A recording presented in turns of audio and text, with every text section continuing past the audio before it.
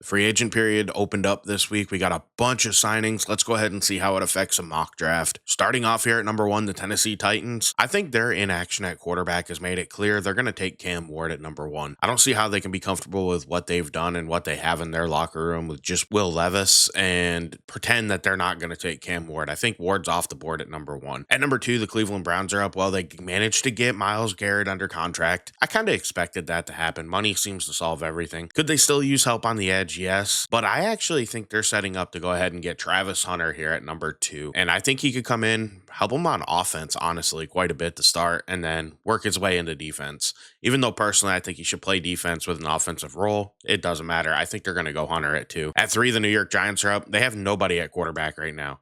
I mean, they literally have Tommy DeVito on the roster, so they're going to go Shadur Sanders in this situation and take him off the board. At number four, the New England Patriots are up. Here's the thing, man. This is something that I would love to see happen. I don't think it will. Even though we need a tackle, I get it. If Abdul Carter's here, you better freaking take him and rush that up to the board. At number five, the Jacksonville Jaguars are up. Jacksonville is going to go ahead. They cut Evan Ingram. They have Brenton Strange on the roster, but I'm going to have them take Tyler Warren here at number five. At pick six, the Las Vegas Raiders are up. You know, the Raiders traded for Geno Smith. That kind of takes them out of the quarterback market, which neither quarterback's there anyway, but it takes them out of the market for them. So I think in this situation, they're going to try to build to win now. And I'm going to give them somebody to replace DJ Glaze, and it's Armand Membu. At pick seven, the New York Jets are up. They just got their quarterback in Justin Fields in free agency. So I think they're going to try to build around the D line here. I think they're pretty decent on offense, at least at this point in the draft, and they're going to take Mason Graham. At pick eight, the Carolina Panthers are up. I still think they need edge help. So for them, I am going to go ahead and give them a guy that, once again, I'm not as high on, but I know the league loves him, and it's Jalen Walker at pick eight to the Panthers. At pick nine, the New Orleans Saints are up. This one here is just a gut feeling. I think they're going to stick with Derek Carr. There's no quarterback. They went out and they did sign a veteran safety in Justin Reed, but they haven't done a whole lot. I think they need somebody with Chris Olave's concussion history. I'm going to give them Tet McMillan here at pick nine. At pick 10, the Bears are up, and man, they fixed their O-line. They traded for Jonah Jackson. They traded for Joe Tooney. They went ahead and signed Dahlman at center. They have right tackle Darnell Wright. I think maybe they're okay with their left tackle now. I'm not 100% sure on that. They spent a bunch of money on the D-line. This team went all in to get their roster fixed. I think they're going to go ahead and take Ashton Genty here at pick 10. At pick 11, it's going to be the Niners, who they are going through a big turnover and change right now. For me, though, I'm going to go ahead and give him edge help, and I'm going to go a guy that is an athletic freak. He didn't have the production as far as sacks go at the college level. But here's the thing, man. Sacks don't tell you everything. He got pressure. He got to the quarterback. I'm going to give him Shamar Stewart here at pick 11.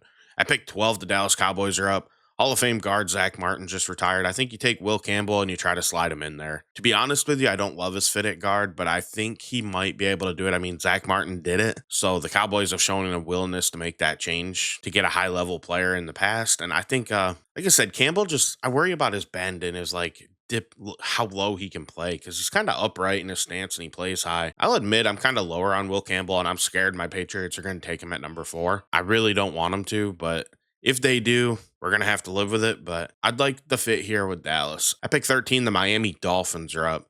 They have signed some guards in free agency. I still think they could use a guard. I just don't think Tyler Booker's their type of player. He doesn't pull well. He isn't fast getting around the edge, and he gets a little out of control when he pulls. So I just don't think he fits their scheme. We're going to go ahead and give him an interior defensive lineman, and I'm going to give him a penetrator and Walter Nolan at pick 13.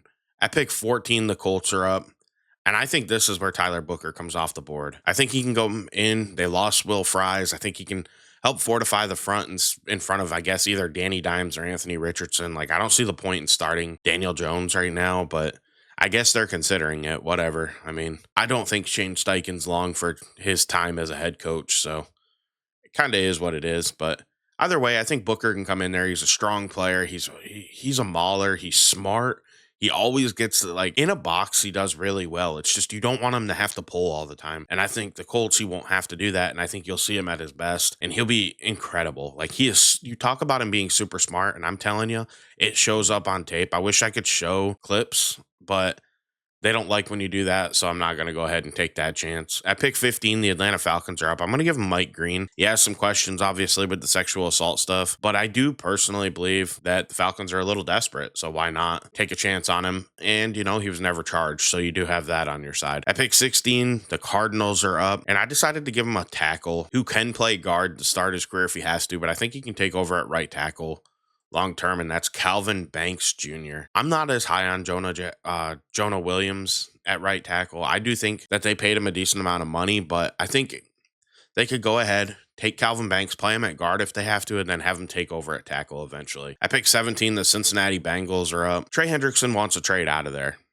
and I hope they don't do it because I think he's a really good player, man, and I think he fits everything that they need on that team. But in this situation, it's another guy I'm lower on, but I personally looked at his combine numbers and I wasn't that impressed. Like, I don't get the hype behind Michael Williams being a top 10 pick. He's not some athletic freak, he's just long. Like, when you look at how Trayvon Walker got into the top 10, he was long and he was athletically freaky. I didn't see that with Williams. And personally, I would take him at the end of round one, but we're going to stick him here in the middle to kind of satisfy what the NFL draft world thinks and what I think. He's going to go at 17 to the Cincinnati Bengals. At pick 18, the Seahawks are up. They got rid of Geno. They got rid of DK. I think they brought in Sam Darnold to play quarterback. I think you need to pair him up with a good receiver. They're not going to spend on the offensive line. We all know it. And I think the best one available is Matthew Golden.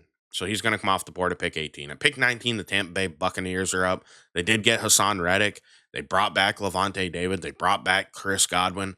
I think Jahdae Barron would be a good get here and put him in their secondary. I think he could play outside, but you don't need him to. You can move Tyke Smith back to a true safety role and let him play in that slot.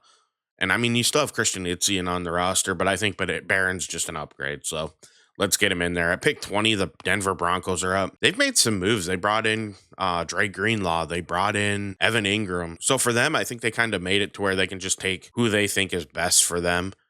And in this situation, they don't really have a running back that I love on their team. And I'm going to give them Marion Hampton, who's the highest rated player on my board, except for Malachi Starks, who's still available. At pick 21, the Pittsburgh Steelers are up. They don't have a quarterback. Aaron Rodgers could go there. He could retire. I am going to give them a quarterback here, and I'm going to give him Jackson Dart. I don't normally put him in the first round. I really don't know that he should go in the first round. I will admit I have not finished my quarterback tape yet.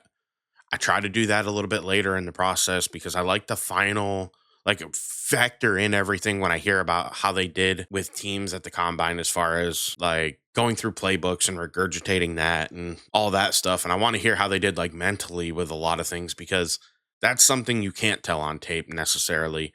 And if you get a guy that has a really good mental acumen, you know what? That can raise his grade a little bit. So I have not done my final eval on Dart.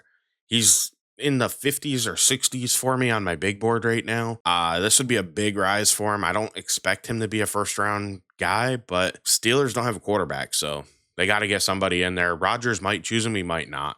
So they're going to go Jackson Dart here at pick 21. Personally, I like Tyler Shuck quite a bit, but I think at his age, they probably won't take him this high. At pick 22, the Chargers are up. They're going to go ahead and get an edge rusher to help them replace Bosa. And they're going to go a guy that's risen up the boards quite a bit. He has good length, and Donovan Ezeraku from Boston College. At pick 23, Green Bay's up on the clock here. They look and they see Will Johnson still available. They're going to run that one in and get him on their team. He's dropped quite a bit through the process. He's hurt. He couldn't run. I think he's trying to avoid running because he knows how bad that's going to go. And that just raises red flags. So he's dropping down the board. At pick 24, Minnesota's up on the clock. They've done a lot of work on this team. They brought back Harrison Smith. I almost gave him a guard. I'm not going to lie to you, but I decided to go ahead and give him an athletic, freaky guy who can come in, learn from Harrison Smith for a year, and then replace him. And Nick Emanwari here at pick 24. At pick 25, the Houston Texans are up. They still need O-line help, but now they need a left tackle. Good news for them. Josh Simmons is here. He's going to go to him here at pick 25. At pick 26, the Los Angeles Rams are on the clock. Looking at how the board fell, I'm giving them Jahad Gamble here. I think they need a true Mike linebacker on this team, and he could come in, and maybe he's not ready to be a true Mike, but I think he could do that long term. You can move him around a little bit if you need to start off his career, though. But I think he can develop into a true Mike linebacker. At pick 27, the Baltimore Ravens are up. They're going to go ahead and take an edge rusher. And I'm still going to let James Pierce drop. I'm personally not as high on him. And then you hear about his attitude and stuff. And I'm going to let him drop a little bit here. I'm going to go Nick Scorton over him, even though he doesn't have that ideal length that you like. His arms are a little shorter. I think Nick Scorton's a good player.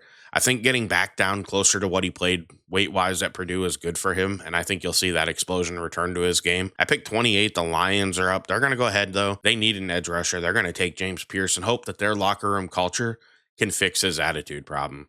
At pick 29, the Commanders they went nuts. They got Debo, they got Laramie Tunsil. Like, those are big moves. They brought back Bobby Wagner. But I think the one thing they could use is somebody to help them replace Ertz long term, as Colston Loveland's fallen. I don't think you should go this late in the draft. I really like Colston Loveland. I've got him in my top 10, but you do have to question he's not working out. He's hurt. He didn't have his best year, so maybe he could slip a little bit. Plus, tight ends can slip sometimes. I really feel like if they don't go early, they definitely don't go in the middle of the first round. For the most part, Brock Bowers did, but for the most part, they don't. They end up near the end of the first round. So we're going to stick Loveland here at pick 29. At pick 30, it's the Buffalo Bills. They're going to go with a guy that's risen up draft boards quite a bit, and Maxwell Hairston. He was fast. He was the fastest. I think he had the fastest 40 at the entire combine, if I remember correctly, at like a 4.28. Which is super impressive, man. And I think Buffalo needs some help at corner. They gave up on Kyer Elam finally and traded him away to the Dallas Cowboys. So stick Hairston in there and hope you can develop him for the long haul. At pick 31, the Kansas City Chiefs are up. They're going to go Kenneth Grant. He's available. He shouldn't be. They're going to get another great stud defensive lineman to pair with Chris Jones in the interior and just let him wreak havoc. At pick 32, your Super Bowl champion Philadelphia Eagles are up. This team lost a lot in free agency, but I don't think they immediately have to attack it in the draft. I still think they have their starters, and I think they're likely in this situation take a guy they might be able to develop to replace Lane Johnson long term if he has the right mentality, and that's going to be Josh Connerly Jr. here at pick 32. What do you guys think about this mock draft? I think it's a little bit different and a lot changed because of how free agency played out and all the trades we had. I think it changed a lot of things, honestly. Like, I never would have given Seattle a receiver, but cutting Tyler Lockett and losing DK Metcalf and trading him away, you're going to need some help there now, and that gets Matthew Golden. Like, I really like the changes, and I think now we're going to be able to get a better idea of where these players are actually going to go, just based on the fact that free agency changes everything, and it's the last big thing to change before the draft in most situations. So I want to thank you for watching. Please like and subscribe. Have a great day, and I'll catch you in the next one. I'm out.